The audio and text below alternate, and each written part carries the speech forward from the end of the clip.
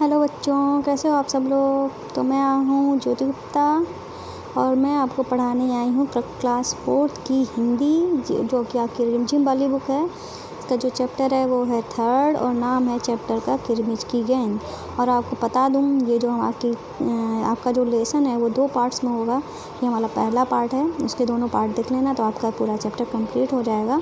तो चलिए आज की जो क्लास है वो शुरू करते हैं। और शुरू करने से पहले आपको बता देते हैं, आपकी क्लास के बाकी अदर सब्जेक्ट हैं उनकी क्लासेस भी चल रही हैं चैप्टर वाइज। अगर आपने देखना चाहते हो तो चैनल की प्लेलिस्ट में देख लेना। तो चलिए आज की क्लास है वो शुरू करते हैं। हमारा 3rd चैप्टर है जिसका नाम है किरमिच की गेंद। तो गर्मियों की छुट्टियां थीं। दोपहर के समय दिनेश घर में बैठा कोई कहानी पढ़ रहा था। तभी पेड़ के पत्तों को हिलाती हुई कोई वस्तु धम से घर के पीछे वाले बगीचे में गिरी। दिनेश आवाज़ से पहचान गया कि वह वस्तु क्या हो सकती है या क्या हो सकता है। वह एकदम से उठकर बरामदे की चिक सरकाकर बगीचे की ओर भागा। अरे अरे बेटा, कहाँ जा रहा है? ये किसी बच्चे से पूछा। बाहर लू चल रही है। दिनेश की माँ मशीन चलाते चलाते एकदम ज़ोर से बोली, परंतु दिनेश रुका नहीं। क्या हुआ था कि गर्मी की छुट्टियाँ थीं, वो घर में बैठा कहानी पढ़ रहा था। तो तभी पेड़ के पत्तों को हिलती हुई कोई आवाज़ आई और ज़मीन यानी एकदम धम से आवाज़ आई। ऐसा लगा कि ज़मीन में कुछ गिरा है। जो दिनेश था वो पहचान गया कि वो आवाज़ किसकी थी। तो वो उठा उसको देखने के लिए। तो उसकी माँ ने कहा, अरे बेटा कहाँ जा रहा है? बाहर बहुत गर्मी है, लू लग जाएगी। लेकिन दिनेश जो था उसने अपनी माँ की नहीं सुनी, वो चला गया। दिनेश की माँ, ये तो हो गया ना, उसने पैरों में चप्पल भी नहीं पहनी। जून का महीना था, धरती तवे की तरह तप रही थी, पर दिनेश के पैरों के जलने की यानी जो दिनेश था उसको पैरों के जलने की चिंता नहीं थी। वह जहाँ से आवाज़ आई थी उसी ओर भागा। मतलब उसने चप्पल भी नहीं पहनी और ऐसे ही चला गया। उसको यानी धूप, जून का महीना था, मतलब धूप बहुत तेज़ निकल रही थी, उसको अपने पैरों के जलने की भी चिंता नहीं थी, वो ऐसे ही भाग गया। सामने की क्यारी में भिंडियों के ऊंचे ऊंचे पौधे थे। एक ओर सीताफल की घनी बेल फैली हुई थी। क्यारियों के चारों ओर हरे हरे केले के वृक्ष लहरा रहे थे। दिनेश ने जल्दी जल्दी भिंडियों के पौधों को उलटना पुलटना आरंभ किया। जब वहाँ कुछ नहीं मिला तो उसने सारी सीताफल की बेल छान मारी। मतलब वो जो भिंडी के पेड़ थे उनमें ढूंढने लगा कि शायद उसको जो चीज़ गिरी है वो मिल जाए। पर क्या हुआ, फिर उसको नहीं मिली। फिर उसने सीताफल, मतलब जिसे हम कद्दू कहते हैं हमारे उत्तर प्रदेश में, कद्दू के जो पेड़ थी, बेल थी, उनको भी छानना शुरू कर दिया, ढूंढना शुरू कर दिया। बराबर में ही घूस के गड्ढे बना रखे थे। किसके? घूस के।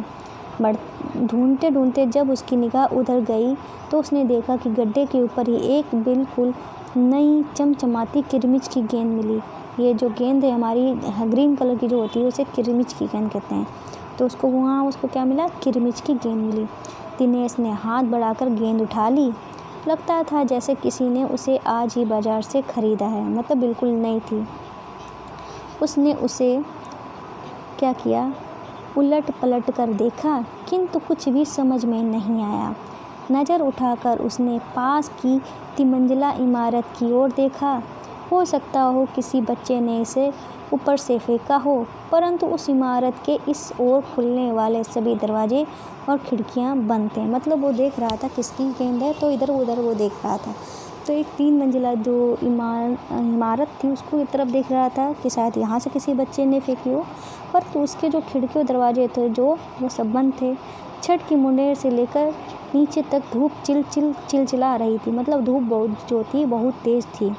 फिर कौन खरीद सकता है नई गेंद? दिनेश ने सुधीर, अनिल, अरविंद, आनंद, दीपक सभी के नाम मन में दोहराए। यदि गेंद खरीदी भी है तो इस दोपहरी में इसे नीचे कौन फेंकेगा? मतलब वो सोच रहा है इतनी नई गेंद किसने खरीदी इतनी गर्मी में? अगर किसी ने खरीदी है तो इसे नीचे कौन फेंकेगा, ये सोच रहा था। हो ना हो यह गेंद बाहर से आई है। उसने सड़क पर बने गोल चक्कर के बगीचे की ओर देखा, परंतु वहाँ पर केवल 2-4 गाय ही दिखाई पड़ी जो पेड़ों के नीचे सुस्ता रही थीं। उसे ध्यान आया कि जाने कितनी बार अपने मोहल्ले के बच्चों की गेंदें क्रिकेट खेलते हुए दूर चली गईं और फिर कभी नहीं मिली। एक बार तो एक गेंद एक चलते हुए ट्रक में भी जा पड़ी थी। मतलब खेल रहे थे बच्चे, तो उसमें किसी ने छक्का मारा, चली गई कहाँ? ट्रक के अंदर जो जा रहा था ट्रक भी चला गया तो गेंद भी चली गई। तभी भीतर से माँ की आवाज़ आई, अरे दिनेश, तू सुनेगा नहीं? सब अपने अपने घरों में सो रहे हैं और तू धूप में घूम रहा है। दिनेश से क्या कहा? उसकी माँ ने कहा। दिनेश गेंद को हाथ में लिए हुए भीतर आ गया। ठंडे फर्श पर बिछी चटाई पर वह लेट गया और सोचने लगा। भले ही यह गेंद मोहल्ले में से किसी की ना हो, परंतु ईमानदारी इसी में है कि एक बार सबसे पूछ लिया जाए। मतलब वो सोच रहा था ईमानदारी तो यही कहती है कि एक बार किसी से पूछ लिया जाए, मतलब जो बच्चे हैं उनसे पूछ लिया जाए कि उनकी गेंद तो नहीं है। गर्मी की छुट्टियां थीं, बच्चों ने खेलने की सुविधा, ठीक है। फिर क्या हुआ? दिनेश गेंद को हाथ में लिए हुए भीतर आ गया। ठंडे फर्श पर बिछी चटाई पर वह लेट गया और सोचने लगा। भले ही यह गेंद मोहल्ले में किसी की ना हो, परंतु ईमानदारी इसी में है कि एक बार सबसे पूछ लिया जाए। गर्मी की छुट्टियां थी, बच्चों ने खेलने की सुविधा को ध्यान में रखते हुए एक क्लब बनाया हुआ था। उस क्लब में सभी बच्चों के लिए बल्ले थे और गेंद खरीदने के लिए वे आपस में क्लब का चंदा लेकर पैसे इकट्ठा कर लेते थे। मतलब जो क्लब बनाया था, उन्होंने क्या करते थे, कोई चीज़ खरीदनी होती थी तो आपस में पैसे इकट्ठा कर लेते थे। उसी पैसे से वो अपने खेलने के लिए चीज़ें खरीदते थे, जैसे बैट हुई, बॉल हुई, क्रिकेट के लिए और भी जो ग्लव्स वगैरह होते हैं, स्टम्प बोर्ड होता है और कैरम हुआ, कोई भी गेम हुआ, उसके पैसे मिलजुल के लेते थे। फिर क्या हुआ? शाम को सारे बच्चे इकट्ठा हुए। दिनेश ने सभी से पूछा, मुझे एक गेंद मिली है, अगर तुम में से किसी की गेंद खो गई हो तो वह गेंद की पहचान बताकर मुझसे गेंद ले सकता है। तो उसने भाई ईमानदारी दिखाई, कहा कि अगर गेंद तुम्हारी हो तो तुम अपनी गेंद ले सकते हो। तभी अनिल बोला, गेंद तो मेरी खो गई है। उसने कहा, कब खोई थी तेरी गेंद? यही कोई 4 महीने पहले। तो वो बोला कि तो वह गेंद तेरी नहीं है। दिनेश ने कहा, फिर वह मेरी होगी। सुधीर ने तुरंत उस पर अपना अधिकार जताते हुए कहा, क्या बोला? फिर वो मेरी होगी। फिर उसने कहा, दिनेश ने कहा, वह कैसे? फिर उसने कहा, तू मुझे गेंद दिखा दे, मैं अपनी निशानी बता दूंगा। क्या बोला? तू मुझे गेंद दिखा दे, मैं अपनी निशानी बता दूंगा। फिर बोला, दिनेश ने बोला, क्या बोला? वाह, यह कैसे हो सकता है? गेंद देखकर निशानी बताना कौन सा कठिन है? बिना देखे बता तो जानूं। तभी ऊपर से दीपक उतर आया। दीपक अपना मतलब सिद्ध करने तथा अवसर पड़ने पर सभी को मित्र बना लेने में चतुर था। मतलब वो बहुत चालाक था। गेंद की बात सुनकर दीपक बोला, गेंद मेरी है। तेरी? कैसे तेरी है? सभी ने एक साथ पूछा। सब लोग बोलने पड़ लगे कि तुम्हारी कैसे गेंद हुई भाई? फिर क्या हुआ कि कल ही तो तू कह रहा था कि इस बार तेरे पापा ने गेंद लाने के लिए मुझे पैसे नहीं दिए। क्या कह रहा है? कल ही तो तू कह रहा था कि इस बार तेरे पापा तुझे गेंद लाने के लिए पैसे नहीं दे रहे हैं, ठीक है। फिर मेरी गेंद तो 5 महीने पहले खोई थी, दीपक ने कहा। जब बड़े भैया की शादी हुई थी ना, तभी सुनील ने मेरी गेंद छत से एक नीचे फेंक दी थी। सुनील ने मेरी गेंद छत नीचे फेंक दी थी। दिनेश अच्छी तरह जानता था कि यह गेंद दीपक की नहीं है, ठीक है। दिनेश समझ गया था कि वो गेंद जो है दीपक की नहीं है। दीपक की गेंद 5 महीने पहले खोई थी और यह कभी हो ही नहीं सकता कि गेंद 5-6 महीने पड़ी रहे और उस पर मिट्टी का एक भी दाग ना लगे। दीपक ने कहा, मैं कुछ नहीं जानता, गेंद मेरी है। वह मेरी है और सिर्फ मेरी है। मतलब आपस में गेंद का झगड़ा होने लगा। फिर क्या हुआ कि अरे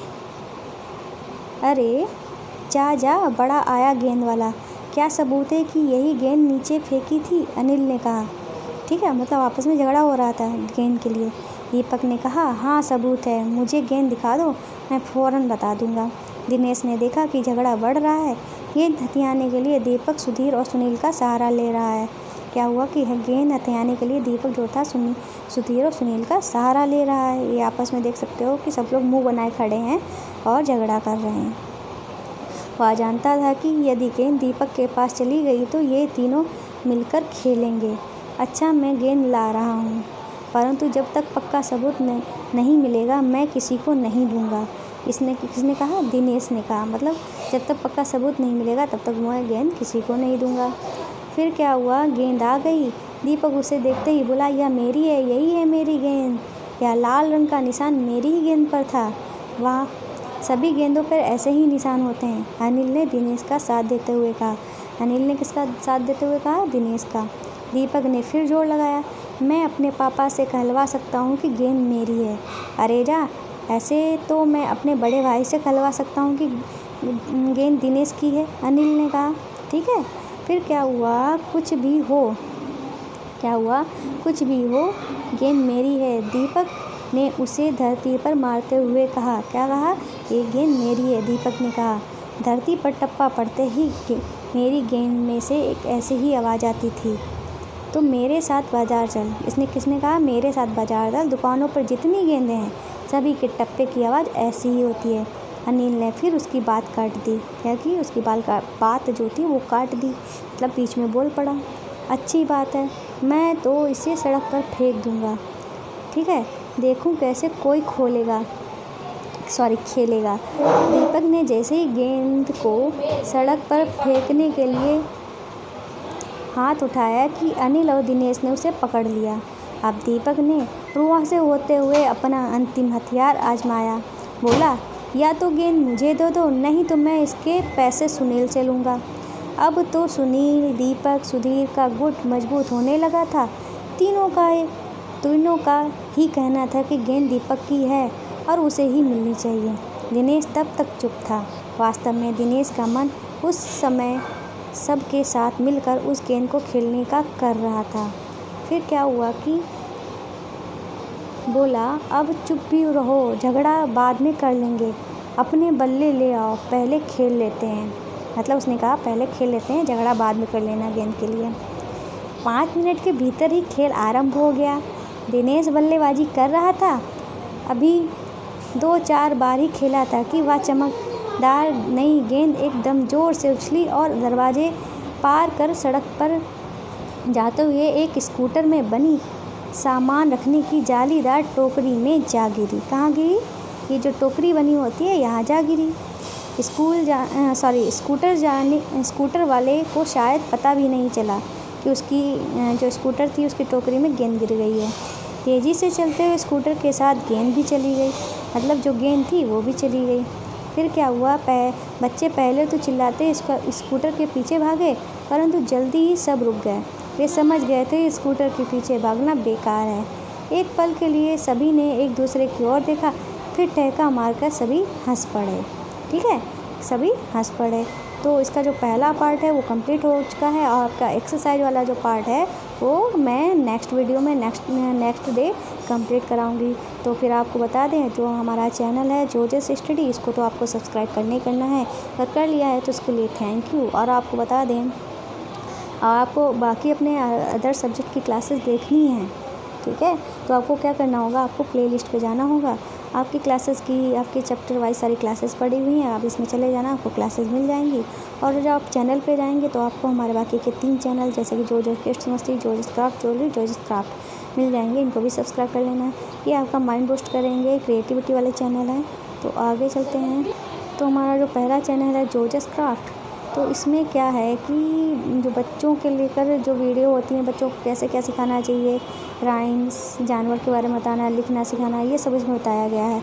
हमारा जो दूसरा चैनल, ठीक है, दूसरा जो चैनल है वो है हमारा जोजस क्राफ्ट ज्वेलरी। इसमें आप घर बैठे प्यारी प्यारी ज्वेलरी बना सकते हो बहुत ही आसान तरीके से, वो भी बहुत कम समय में। अगर आप इंटरेस्टेड हो तो चैनल को सब्सक्राइब कर लेना। हमारा जो तीसरा चैनल है वो है जोजस क्राफ्ट। इसमें आप घर की बेकार चीज़ें जैसे शादी के कार्ड हुए, नैपकिन हुए, इनसे आप घर की डेकोरेशन वाली चीज़ें जो होती हैं बहुत ही आसानी तरीके से बना सकते हो। ठीक है, तो वही हमारे बाकी चैनल्स को भी सब्सक्राइब कर लेना। और हमारी वीडियो पसंद आई हो तो प्लीज़ लाइक करना और ज़्यादा से ज़्यादा शेयर करना। अब बात करते हैं गुरु दक्षिणा की। तो गुरु दक्षिणा में आपको देना है क्या करना है, आपको हमारे चैनल को सब्सक्राइब करना है। इसमें किसी तरह का कोई पैसा नहीं लगेगा, तो ये चीज़ आपको तो करनी ही करनी है, ठीक है ना। तो आज की वीडियो में बस इतना ही, मिलते हैं नेक्स्ट वीडियो में। तब तक के लिए बाय बाय और